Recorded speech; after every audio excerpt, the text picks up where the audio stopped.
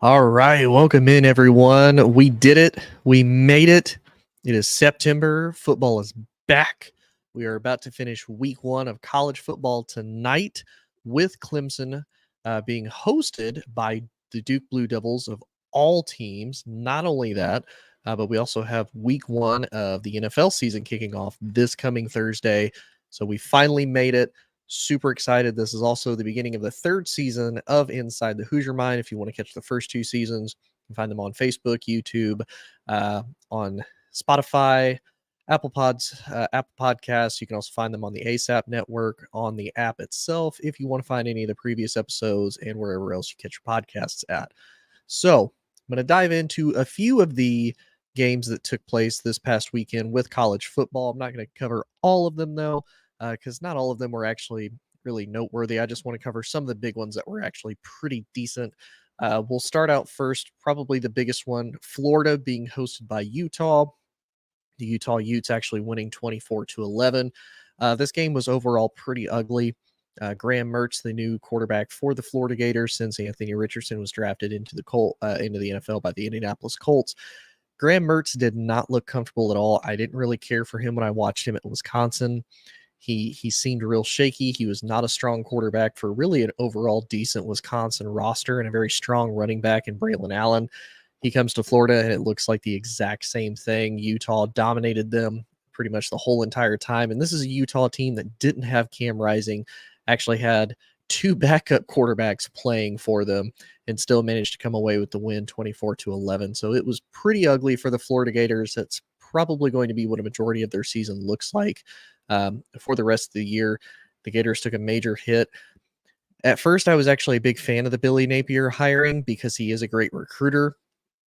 Just because you're a great recruiter, however, does not mean you're actually necessarily able to make everything click as far as making the roster adjustments, as far as making all these 4 and 5 stars that you potentially get actually mesh together and work together as a cohesive unit.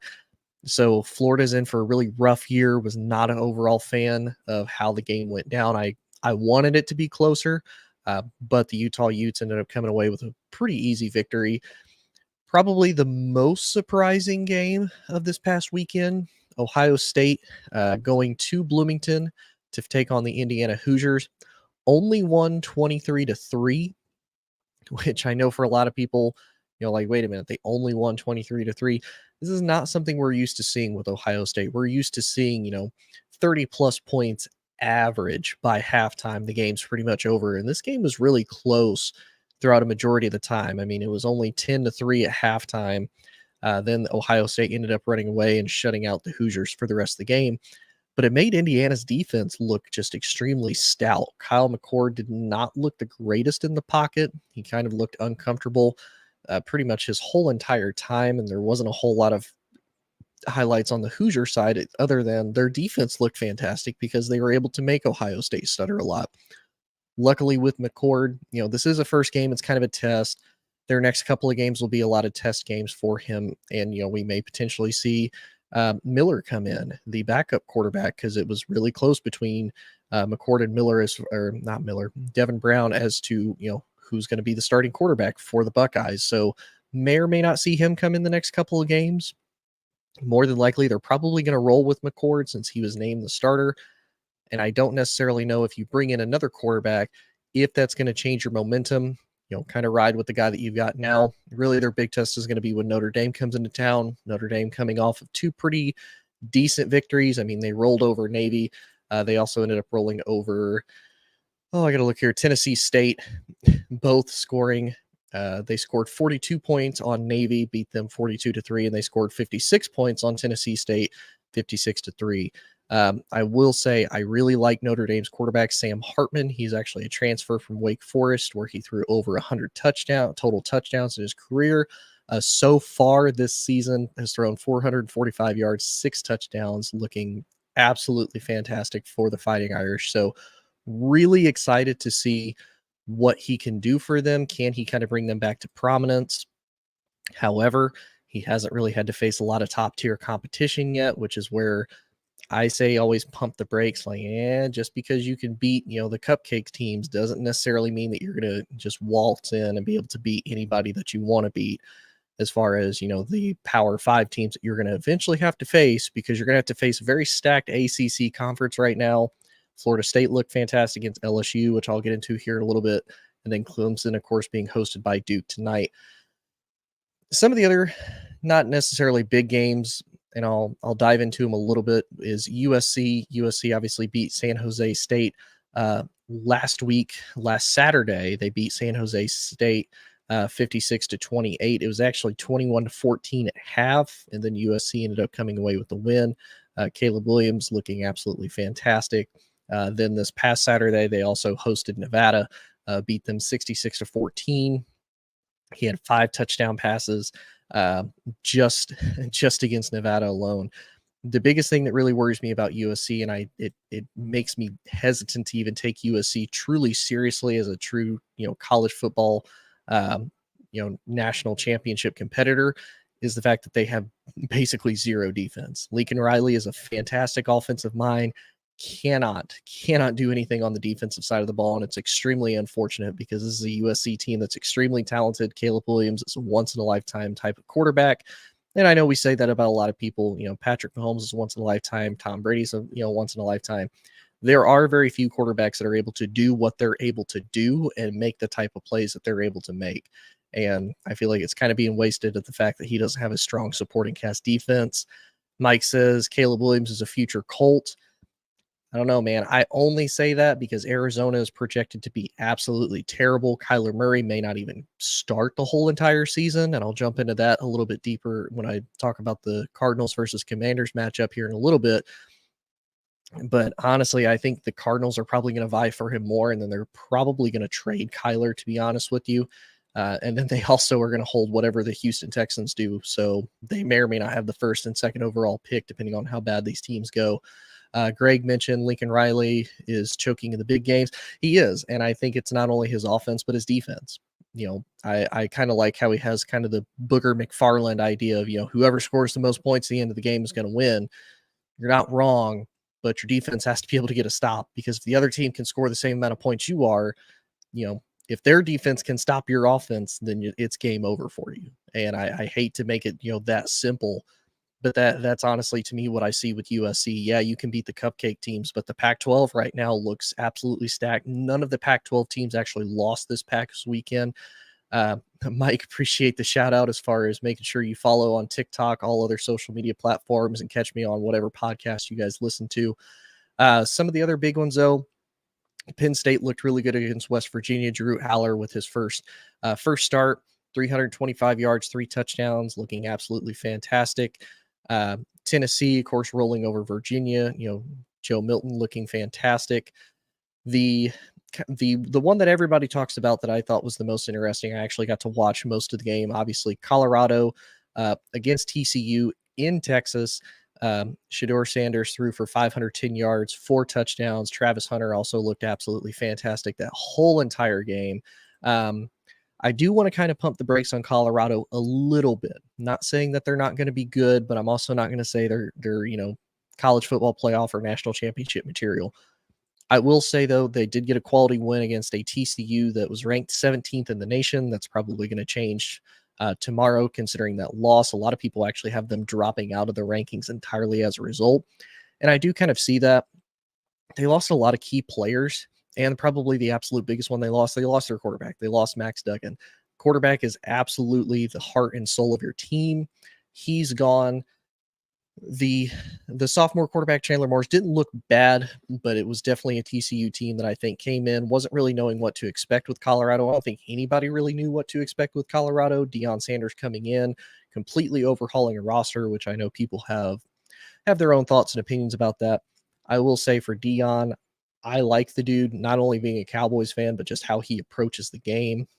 He doesn't BS anybody. He comes in, this is how we're going to do it. We're going to do it my way. This is how things are going to run. And it showed the other day against TCU. They get a good quality win on the road. Next week, they're going to actually host a Nebraska team that, poor Nebraska, almost beat Minnesota. They're always this close in these big games, and they're just unfortunately not able to finish, which it says a lot that Nebraska can compete with almost anybody, as long as they're not, the big powerhouse teams like the Michigans, like the Ohio States, the Georgias, the Bamas, they can compete with them. So if you're kind of under that level, Nebraska can compete with you. Unfortunately, they're just not able to finish the game for whatever reason. Greg brought up the USC versus Colorado matchup on September 30th. It's going to be epic. It really is, because I really want to see if Colorado's defense is also able to make a step up.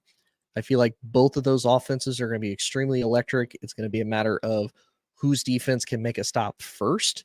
I'm not exactly sure who is hosting that game, though. Greg, if you can let me know here in a little bit, if USC is hosting or if it's Colorado, because that'll make a little bit of a difference. I think if Colorado hosts, it's going to give them a bit of an edge. And I only say that because if you go to USC, especially right now, for whatever reason, and if anybody is a USC fan and goes there, so Greg said it's at Colorado, so I think that's going to give Colorado an advantage. And I say that because USC really doesn't have that true diehard college football fan base that we're used to with a lot of these other, Midwest, Western, Southeast, Northeast college football programs have. It's not as big of a diehard sport over on the West Coast as it is in the rest of the country. And it's extremely sad because this is a great USC team. They're finally back to potentially becoming a very prominent, very strong program, and they just don't have the following, unfortunately. But it will be a really good matchup. I'm excited. I've actually been excited to see Colorado this whole entire season. I know a lot of people wrote them off. Again, I don't have super high hopes, but they're going to be better than 1-11 than they were last year. And I mean, with Deion Sanders, with what he's been able to do with that roster, it's going to look really, really good. Another kind of big one that's really surprising is, South Carolina hosted North Carolina. North Carolina ranked 21 in the nation, beat them 31-17. Kind of surprising considering how well South Carolina ended last year with a really, really good momentum. They beat Tennessee. They ended up moving on, doing pretty well at the end of the season, and they just completely laid a goose egg against North Carolina. And that's no disrespect to the Tar Heels. I haven't been completely sold on Drake May. I know Drake May is supposed to be the number 2 quarterback in next year's draft, potentially behind Caleb Williams. I know a lot of people kind of compare him to Joe Burrow. And I haven't seen enough North Carolina games to really make a true kind of argument against it. But what I will say is just purely looking at Carolina's record and kind of looking at his overall statistics throughout his college career, I don't see him truly being that big of a game changer in the NFL. Not saying that he can't, not saying it's not possible. I mean, heck, we've seen great college quarterbacks go to the NFL and absolutely do nothing with it. But it's like, I don't see enough there statistically. I don't see enough there in the win column to say, yeah, he's going to be the guy that truly makes a difference for a NFL team.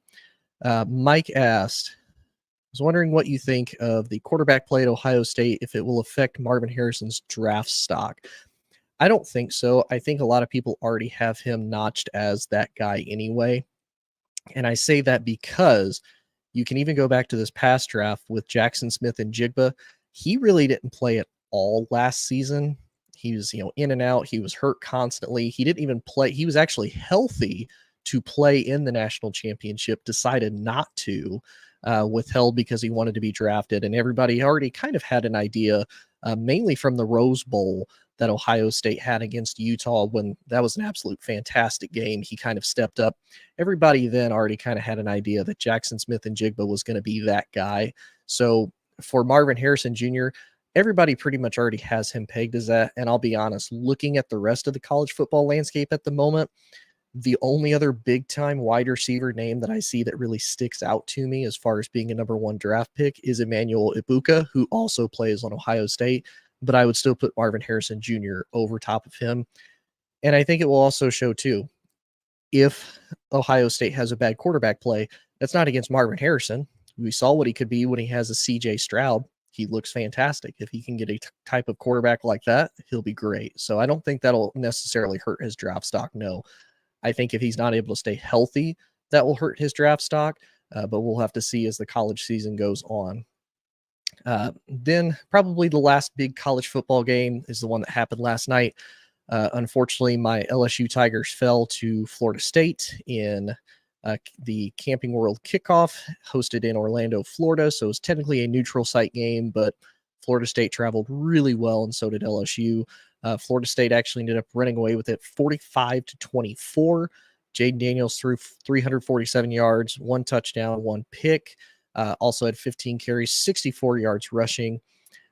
So LSU, it was such a weird game because it was so close at first. It was 17-14 at the half. Both teams were just making really weird mistakes. They were throwing interceptions, they were fumbling the balls. There was a lot of deep passes that were just completely dropped by both Florida State and LSU both. To me, as crazy as this sounds, to me, this was kind of a statement game for Florida State. And I say that because throughout all the college expansion that has taken place, and I covered it last episode with the Pac-12 as to what eventually led to the Pac-12, decimating and completely falling apart. Now the ACC expanded. They added Stanford, they added Cal, and they added SMU. Florida State is looking at this and saying, wait a minute, no. We're still not getting any more money. You're adding more teams into this, which doesn't hurt Florida State's overall revenue. Florida State has been an ACC member. They're still going to get a full share of the media rights deal. But Florida State wants the SEC, the Big Ten type of money, with the Northwesterns, with the Vanderbilts, with the IUs, with these very low program totem poles that have been absolutely terrible for many, many years in the college football world, making at minimum $70-80 million a year. That upsets Florida State, and I don't necessarily blame them. This is a premier college football team that is a big brand. They've been really good the last few years. They haven't been, national competitors, but they've been really good. Charles Richardson, which if you guys also like more football content, follow the Touchdown Crew with Charles Richardson. He's the host, says FSU sucks. Hey, as a Tigers fan, I ain't gonna lie, I was mad that they won. I expected it to be a lot closer. Last year, they actually faced off in New Orleans. Unfortunately, FSU ended up winning because of a missed final field goal attempt by LSU. Florida State ended up winning. But unfortunately, Florida State wasn't really able to do much with it. And I will say, I won't fully believe in Florida State until I have an idea of what Clemson's going to be like tonight against their game at Duke. It's at Duke, so I'm not really worried that Clemson's going to lose unless it's just complete shocking, upset. Cade Klubniak, however you enunciate his last name, is now the starting quarterback. DJ Uyunglele is out. He's actually at Oregon State to help Oregon State get their win last night. Looked fantastic for the Beavers. The Beavers looked great last year. Ended up actually beating Oregon. Got a pretty couple close games, and I kind of want Oregon State to really do well this year, considering they're unfortunately the only two teams left of the now Pac-2, them and Washington State. The Big 12 doesn't want them. The ACC didn't want them. The Big 10's more than likely not going to take them. The SEC's definitely not going to take them. So I kind of feel bad for both of them, and I want both of them to do really well this year, just as kind of a stick it and kind of make them a little bit of a hot commodity that, hey, we're here, we can be viable. Let us into a Power 5 conference. Don't make us go to a Group 5 conference and try to elevate them for whatever reason. But I will say too, to any of my fellow LSU Tiger fans, kind of slow the roll. This isn't going to be that bad. Okay. As much as I hate the term quality losses, if you're going to lose to anybody, you lost to currently the number 8 team in the country. Yes, you're going to drop down to the top 5. As it stands right now, you're probably out of the college football playoffs as it stands, but this is week 1. There's a whole college football season to still play. Ohio State got in last year with 1 loss. They lost to Michigan. Who knows? If Florida State continues to do well and you're able to continue to roll on your schedule, that may or may not be you guys, but LSU still has to face a lot of very hard contenders with Ole Miss, Mississippi State. They're going to have to face Bama, and depending on how it goes, they may or may not have to face Georgia. They're probably going to have to face Tennessee. I know Mike is a big Tennessee fan, telling me go Big Orange in the comments. I will say, out of all of the SEC teams, I love Tennessee's overall song, Rocky Top, better than anybody's, because it's absolutely great and it's fantastic. But I am excited for college football. This has been a great weekend so far to what we've seen. I kind of don't like the first 3 weeks, though. We don't really get a lot of good quality games. I know one of the biggest ones next week is Texas going to Alabama to face off. We'll kind of see how that goes. I'm not necessarily sold on Alabama's quarterback with Jalen Monroe.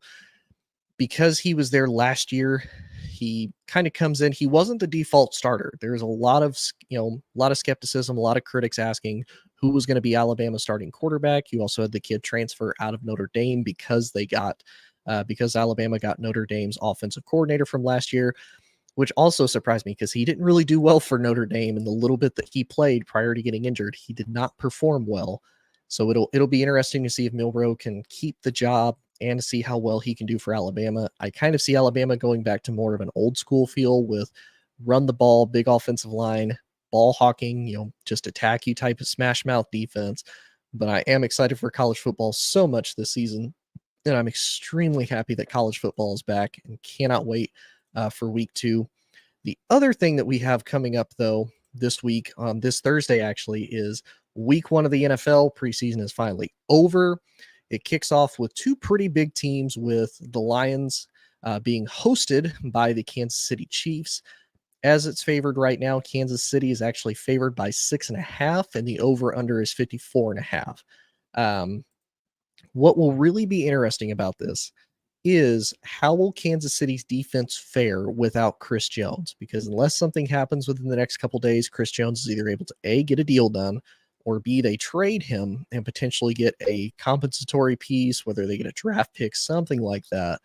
We're going to have to wait and see if Kansas City's defense is going to be able to potentially stop what theoretically should be a very high-powered, Detroit Lions offense. Now, that being said as well, we saw last year at the end of the stretch, Detroit looked fantastic. The beginning of the stretch, Detroit didn't necessarily look bad. They were scoring a lot of very good points. They were a very high-scoring offense until they faced a team like the Patriots, who had a very good defense. They got shut out. They faced Dallas. That didn't necessarily get shut out, but they only scored 6 points. It was crazy to see the difference they went very high scoring to almost nothing. Now, this is also a Lions team that was able to drop 35 points on the Eagles at week 1 last year, as the Eagles went on to being the NFC representation for the Super Bowl. So this is a Lions team I'm excited about. Obviously, the NFC North is completely wide open this year. A lot of people actually have them as one of the 3 favorites to potentially win the NFC North, with the Bears and the Vikings being the other 2, and the Packers going to pretty much be second place. I don't really expect the Packers to go anywhere this year, but I'll dive a little bit deeper into that here in a bit. On Sunday, we kick off with the Panthers being hosted by the Falcons. Atlanta's favored by 3.5. The over-under is 39.5. Honestly, I expect the Panthers to probably win this more than the Falcons, only being I like Frank Reich as a coach better. He's a better offensive mind. I like Carolina's defense a lot better than I like Atlanta's. Atlanta, to me, is just such a dumpster fire. I don't care for Art Smith as a coach. I know he got Jonnu Smith because the Patriots cut him, ended up bringing him over. I don't believe Desmond Ridder is the guy. I know they got Bijan Robinson, which is a fantastic draft pick.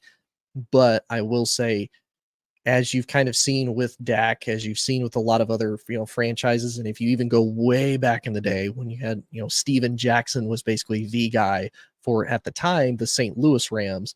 They were rotating through quarterbacks. Steven Jackson was the guy. They were still not very good. They were still losing a ton of games. It did not make a huge difference. I don't see Atlanta doing the same thing.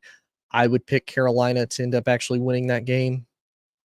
Then we have the Browns hosting the Bengals.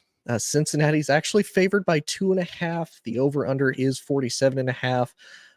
This one to me is probably the most interesting because I don't think Joe Burrow is actually scheduled to play. He is questionable. He's more than likely going to cut. This is the date. Okay, questionable as of September 4th. So he could potentially come back. I wouldn't necessarily rush it. It's the first game of the season. It's against a divisional opponent. It's not necessarily going to hurt Joe Burrow if he stays out. This is going to be a tough team. Now Deshaun Watson has a full, offseason under his belt. He's got a full preseason to have worked with Amari Cooper, having worked with Donovan Peoples-Jones, David Njoku. You still have Nick Chubb on the roster. You have a defense that's still probably going to be pretty decent. So to me, I would honestly take the Browns in a quote unquote upset in this one, only because the Bengals are going to be without Joe Burrow. I don't really know what that's going to look like for them. I know they ended up actually signing Will Grier from the Dallas Cowboys after they released him from the Trey Lance trade. So I would take the Browns in that one since it's being hosted in Cleveland. Browns have their starting quarterback. Bengals to me are overall more talented, and I will say in the rematch here in a few weeks, I would take the Bengals. If Joe Burrow is healthy. Then we have the Colts hosting the Jaguars. The Jaguars are actually favored by 5, and the over-under is 45 here in Indianapolis.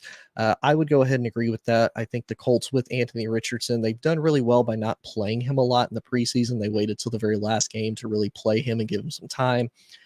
Jaguars are going to have a little bit of film on him from Florida, but the transition from college to pros is a whole lot different. We really don't know what that's going to look like for him. But I would say with Trevor Lawrence now coming into his 3rd year, his 2nd year under Doug Peterson, the Jaguars got nothing but better. They now have a reinstated Calvin Ridley from being suspended last year. They still kept a lot of their pieces from the year before.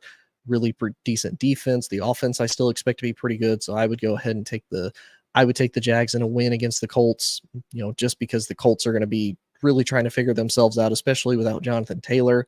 To me, defensively, the Colts might be able to hold, but offensively, they're going to struggle extremely badly. Then we have the Vikings hosting the Buccaneers. The Vikings are favored by 6, the over-under 45.5. I would agree with that. Kind of the same thing. Kevin McConnell's coming into his 2nd season with the Vikings. Baker Mayfield is the starting quarterback for the Buccaneers, so take that for what you will. Not that Baker's necessarily a bad quarterback, but the Buccaneers still have a lot of pretty good pieces. However, their starting center, Ryan Jensen, is also going to be out because of his knee. They still have Mike Evans, who isn't necessarily happy. I don't know if he'll play as a result of a contract dispute or not. They still have Chris Godwin. Now, the tight end situation is a little different. They don't have like any of the tight ends that I remember.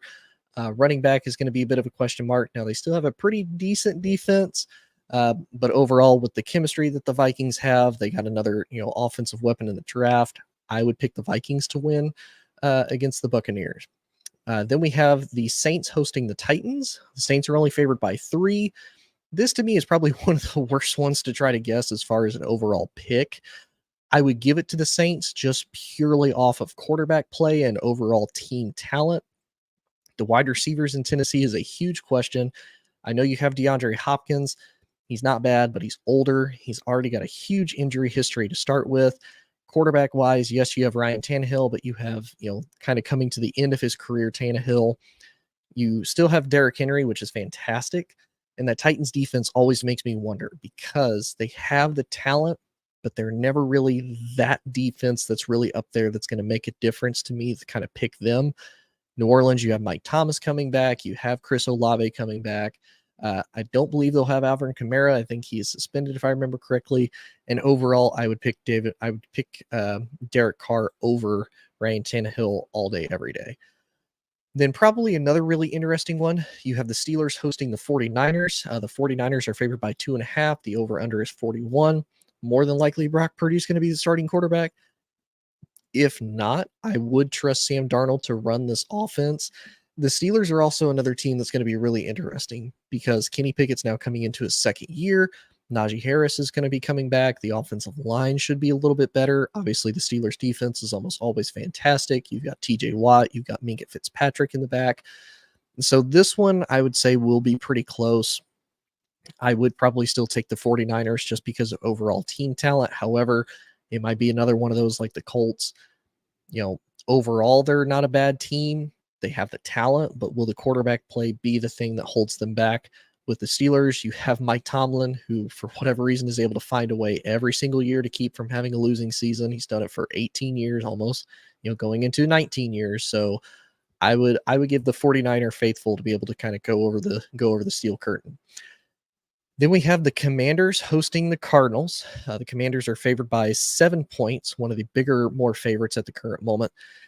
I kind of agree with that. The Cardinals aren't going to have Kyler Murray. I believe it's going to be Josh Dobbs as the starting quarterback, considering the Cardinals just cut Colt McCoy for whatever reason. He's been there for a while. He's been in the system. He did pretty decently well for the Cardinals last year when he filled in. I honestly believe the Cardinals are absolutely tanking to try to get the number 1 overall pick to get Caleb. They'll probably trade Kyler, get somebody, they'll trade Kyler depending on how well the Texans do. They may or may not be able to get Marvin Harrison Jr. to get him a weapon, or they may or may not trade. We'll kind of see where they land at the end of the season, where the Texans land at the end of the season. But I wholeheartedly believe the Cardinals are absolutely tanking this year for Caleb Williams. And it's kind of sad because this was a team that it always seems to go from highs and lows. They go from a really stacked, pretty good team to, they fall under really quick. Now they're sometimes able to bounce back, but this is also kind of a tale of two really bad owners of, franchises that have historically not been the absolute greatest. The Commanders, obviously, overall history have a better overall with 3 Super Bowl wins and whatnot. But last few years, the Commanders' ownership has been really bad. They're under new ownership. The Cardinals, unfortunately, still have their same owner. But, as they did a player survey a few months ago, they come out, the Cardinals actually have some of the worst leadership possible, and they're just not a fan. The Ravens host the Texans. Baltimore's favored by 10.5, which makes a lot of sense. Lamar has a new contract. He has new weapons with Odell Beckham Jr. They drafted a kid that's really good. The Texans have C.J. Stroud and Will Anderson. I would take Baltimore, just overall talent and team chemistry. The Texans are going to be trying to figure themselves out for quite a while. The Bears host the Packers. The Bears are favored by 1.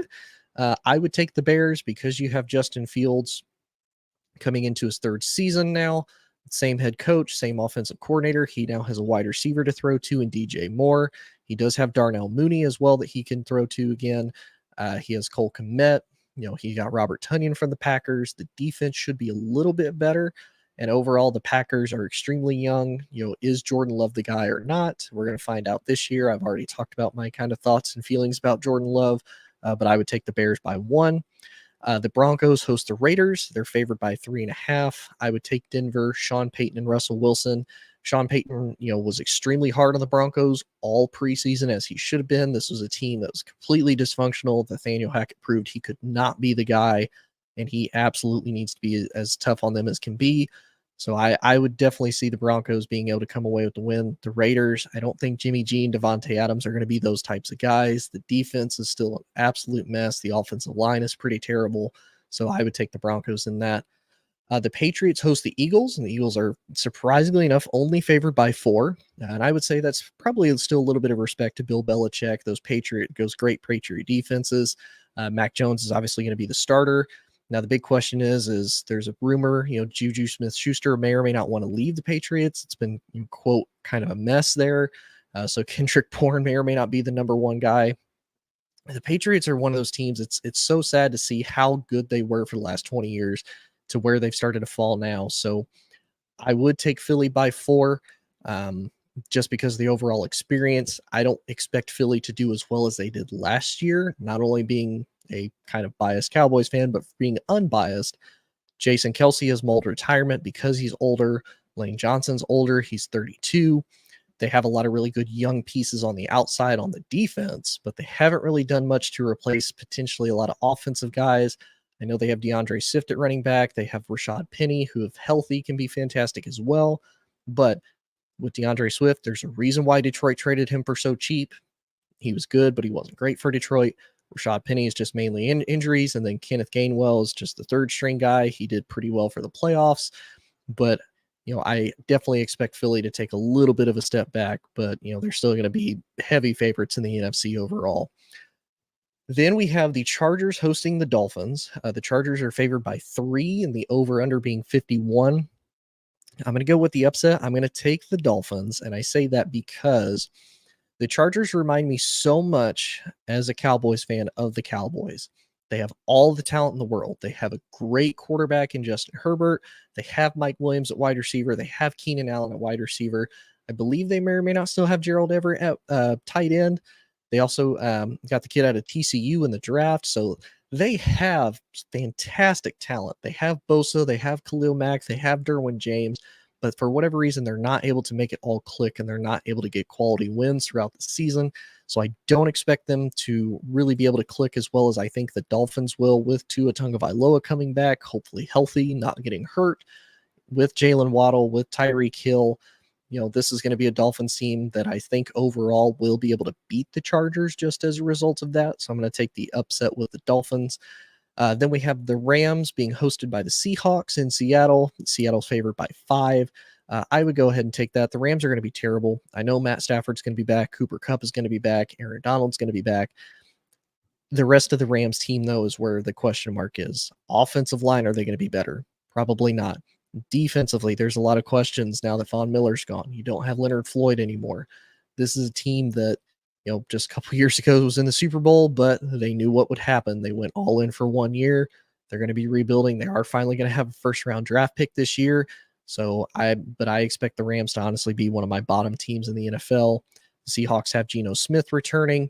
They have DK Metcalf. They have Tyler Lockett. This is a very young Seahawks team that did really well last year with their young talent. Their offensive line got better.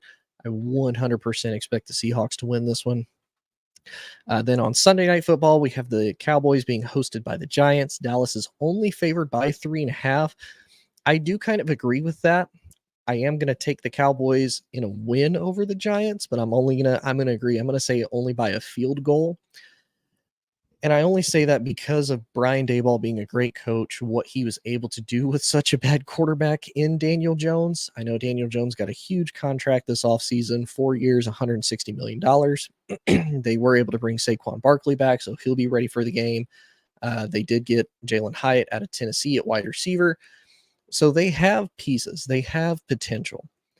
Their offensive line to me is still a little bit of a question mark. Now, I will say Kevin Thibodeau coming back, Evan Neal coming back is going to be big for them. And I know Brian Daboll is a great coach. The Cowboys were able to sweep them last year. Now, the Cowboys might struggle a little bit because Kellen Moore's not the offensive guy, but they do have Dak. Dak is, I believe, 24-4 against the NFC East in his career. So the odds stack in Dallas in that favor. So that's why I'm only going to take Dallas by about 3. And again, I'm a realistic Cowboys fan. If the Cowboys are good at doing anything, it's losing games that they should win or keeping them absolutely close to where, as a Cowboys fan, you have a heart attack because you're wondering, how are you potentially about to blow this game? Then the very last game, the Jets host the Bills. The Bills are favored by 2.5, the over-under being 46.5. I am going to take Buffalo, not only because I am an Aaron Rodgers hater, but overall, I like the Bills' chemistry better. Josh Allen comes back, Stephon Diggs. The defense is coming back. Von Miller's going to be out for the first 4 weeks. But overall, the Bills have kept pretty much everything intact with the exception of Leslie Frazier being gone. The Jets, however, bringing in a lot of new rotating pieces, trying to get an offensive line together that works. Will that be able to work for Aaron Rodgers or not?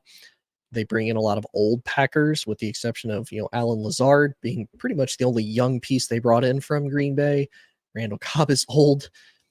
Aaron Rodgers is old. I know they brought in somebody else from the Packers that's really old. And I'm like, why are you guys trying to bring Packers that did okay and was able to get him to a 1 seed? But if you look at last year, they went 8-9. They went 9-8, and they missed the playoffs. For the Jets, yes, he's going to have Garrett Wilson, which is going to be a big deal. He's going to have Breece Hall, which is going to be a big deal. They're going to have Carter, which is going to be a big deal. And they have Dalvin Cook at running back. So the potential is there for the Jets to be really good. However, it's going to be the first game. I don't believe there's going to be a lot of chemistry there. I think for the Bills, they're going to be in a much better spot. It's a road game for the Jets. I think the pressure is going to be there.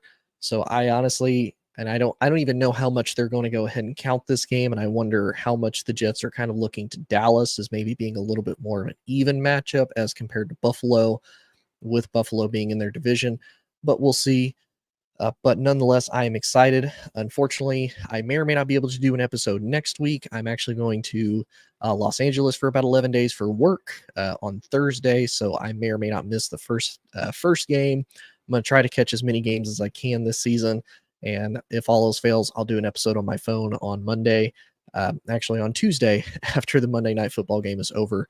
But appreciate everybody commenting, everybody liking, engaging with me. I absolutely love it. It's fantastic. If you want to find more, I'm on Facebook, Instagram, YouTube, Twitter, at Inside the Hoosier Mind. On what's formerly known as Twitter, on X, I'm at Hoosier Mind. And you can also catch me on anywhere that you catch your podcasts at: Spotify, Apple Podcasts, Google Podcasts, Pandora, iHeartRadio, all of them. And if you want to catch me or any other great college football shows, any other great NFL shows, NBA, MLB, if you're a big MMA and UFC person, I am hosted on the All Sports All Plays Network on ASAP. They also have an actual application on both the Android and Apple Store where you can catch us on video. You can catch our schedules, everything like that. Appreciate all the love, support. Hope everybody has a great week. Hope everybody had a great Labor Day. I'm excited for the college football and the NFL season, and hope everybody has a good night. Peace.